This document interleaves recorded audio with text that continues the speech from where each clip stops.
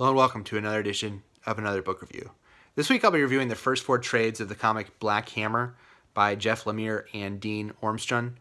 I'll talk briefly about the creators, go into what the book is, what I liked about it, what I didn't like about it, finish off with what I will be reading for, who I'd recommend the book to, and finish off with what I'll be reading for next time. I read this over the digital comic book that I get through my library, so unfortunately I don't have a cover for you. But this review is going to cover the first 4 trades, which is kind of one complete story. My understanding is there have been additional books that have been published that go into some of the side characters and build out more of the world.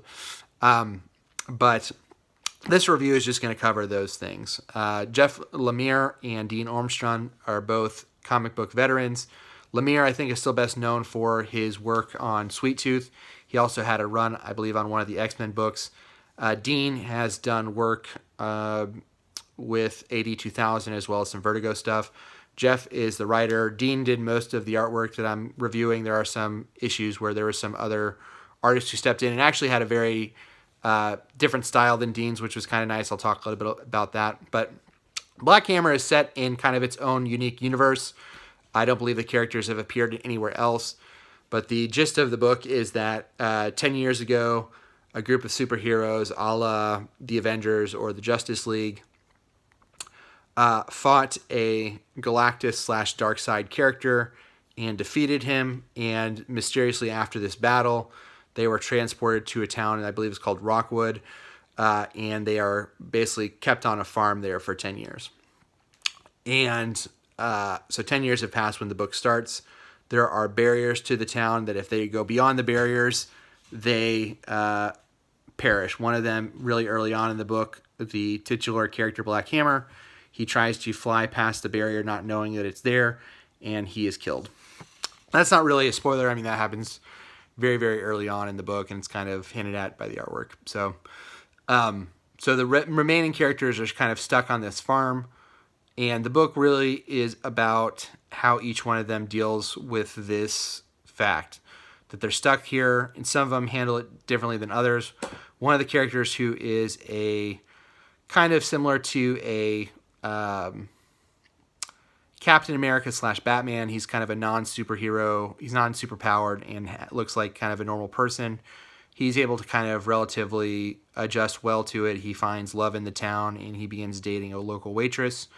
Others have more issues with it. There is a character who is very similar to a Billy Batson Shazam character who is stuck in her superpowered form.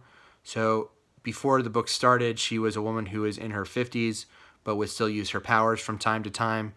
After this battle with Galactus, she's unable to turn back into her 50-year-old body.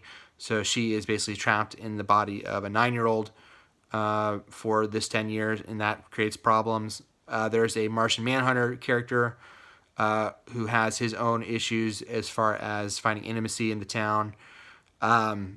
There is Talkie Walkie, who is essentially a talking robot, and there is a Doctor Strange/Adam Strange character who's named Colonel Weird, who is essentially able to go back and forth through a plane called the Parazone, which essentially leads him to be kind of stuck out of time. He kind of sees things similar to a Dr. Manhattan or a Billy Pilgrim in Slaughterhouse 5.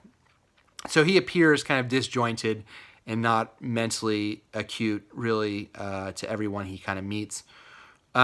And it's really, the book is really kind of their struggles and their trying to find ways to get out of this problem that they're in. As far as being stuck, they all, again, to some degree, want to be there. Some of them really don't want to be there, and some of them are kind of more or less resigned to their fate. So I thought the book, and kind of the strongest part of the book, is the book is much more concerned about kind of these characters and their day-to-day concerns as people than it is as their day-to-day concerns as superpowered people. There are no villains in this town. It's a small town. They live on a farm kind of to themselves. There's another character I forgot to mention, Madam Dragonfly, who's kind of a super-powered magic-type user. She's probably kind of similar to the in like EC comics and comics of that ilk, there's usually a character who like introduces you to a house of horrors. It's basically that character, but she has some superpowers that are kind of not really well defined in the book, but she's able to shoot power from her hands and fly and do things of that nature. So she's there as well. She kind of lives in her own cabin apart from the farm where the rest of the characters live, and that kind of creates its own issues. And so the book is really concerned about kind of following these characters in their day-to-day lives and how they're dealing with kind of this 10-year period. And a lot of the book really deals with what does it mean to be, what does a sacrifice mean? What have these characters lost? I think we think of sacrifice a lot of times in the sense of they've been through a battle and they've been harmed. And I think this kind of takes that and twists it and like just makes you think of kind of the time that they've spent. Gail, especially to me, is the character that I think about who's just had her existence is just really painful to her, and her kind of dealing with that, what seems to be intractable process, has been just real tough for her. So I thought that was handled really well. It made me think about some deeper things there. I thought were some emotional weight. I don't think that's necessarily even through all the characters. Some of the characters, it's there more than others. I think kind of Talkie-Walkie gets a little short-shifted, but I did enjoy the emotional burden of a lot of the characters felt real given the situations, and I think that's treated honestly with the weight it kind of deserves, which is nice. I think there are some Easter eggs in there for kind of comic fans. They're kind of sprinkled throughout. I don't think it's laid on too heavy. This is a Dark Horse comic, so it's kind of outside the DC Marvel stuff, but there's definitely some things that kind of poke fun at or allude to things like kind of the extreme period of the early 90s, the kind of the Rob Liefeld Image stuff. There's a little bit of poking fun at that. There's a kind of a visual reference to the death of Superman I thought was interesting. For the most part, I enjoyed the art. I thought that it definitely its own style. It reminded me a little bit of the Hellboy in that kind of similar lining and in that nature. I think it's varied enough to where there didn't seem to be, given the story, any kind of limitations to what Dean needed to do. I think it kind of fit piece to piece, hand in hand, I should say, with all that stuff. So I did enjoy the art. The moments where there is a break from that, there's a moment in the story where there's kind of a 2-page break from that. And the artist, who I should have noted, unfortunately I didn't, has like his complete different style, and that fits in really well with that story that's being told. And that's in one of the Age of Doom books. And that style is more of like almost, I don't know if I'd call it Art Deco / Memphis group, almost like if you combine those two things, which was really fitting for what he was trying to do. And I think that was a smart decision to get a different artist for those two issues specifically. So those are things I liked about it. I think if I had some negatives about it, each of the characters do get origin stories, and they are all very much in the vein of the characters that they are similar to. I wish there had maybe been a little bit more time spent on the origins, or a little bit more of the backstory, or even a little bit less if we had just gotten no backstory at all of the characters. But the pacing of it felt a little weird, and it felt a little bit thin, and there didn't seem to be a lot of inspiration. It was pretty much one for one on some of the characters. In the beginning of the book, there's not a ton of interaction with the rest of the townspeople, and the reasons for that, while some of them make sense, some of them make a little bit less sense, and it was never really explained why these people only interact with a couple of the townsfolk.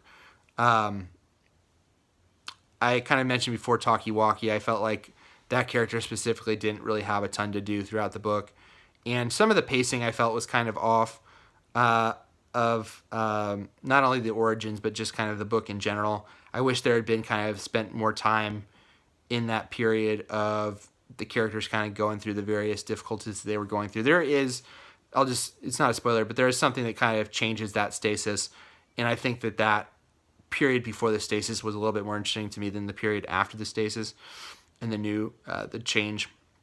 And to that end, I thought the kind of some of the plot resolution and the ending were kind of didn't land as well for me. I think kind of the premise of this group being stuck on this farm for 10 years. They don't know why. They don't know how to get off the farm. I thought that was really interesting, and maybe Jeff wrote himself into a corner, but I thought that premise was really interesting, and I thought that the characters involved were really interesting, but I think kind of the resolution of that was a little, difficult to follow, and B, it didn't really satisfy me. Overall, I would recommend it to people who are fans of things like Watchmen. I never finished Rising Stars, so take this for what it's worth, but for fans of Rising Stars, I got a little bit of like the sense of you're super powered, but you also still have other issues that are apart from the superpowers, and we're going to examine those, of how those two things connect. And I thought that this book handles that really well. So that is Black Hammer. Overall, I would say I enjoyed it. I think if some of the resolution of the plot had been a little bit more satisfying, it's really hard for me to say this without spoiling it, so I'll just say if it had been a little bit more satisfying, I think I would have been able to recommend it more to casual fans. I think this book is, because of what it is, more for people who are used to kind of the conventions of comics. So if you are kind of versed in that, I think you'd probably enjoy it a little bit more than someone who's kind of coming in cold. So I don't think I could necessarily recommend it to someone who's never read comics before, even though I think some of the characterization are things that are not seen very often in comics and are seen in other genres and stuff. So if you are someone who wants to get into comics and are open to maybe more of experimentation, I guess is the right word, you could start here. I would probably still recommend someone starting at other things. Some of the books I mentioned are probably not bad places to start either. So until next time, I will be reading I think I'm going to read The Sports Writer by Ford. So that's been on my list for a while, so I think I'm going to take a look at that. Until next time, please feel free to leave a comment in the comment section if you had read Black Hammer, if you liked it, if you didn't. And follow me on Twitter. I'll leave my Twitter handle below. And like the video, subscribe to the channel if you can. Until next time, bye.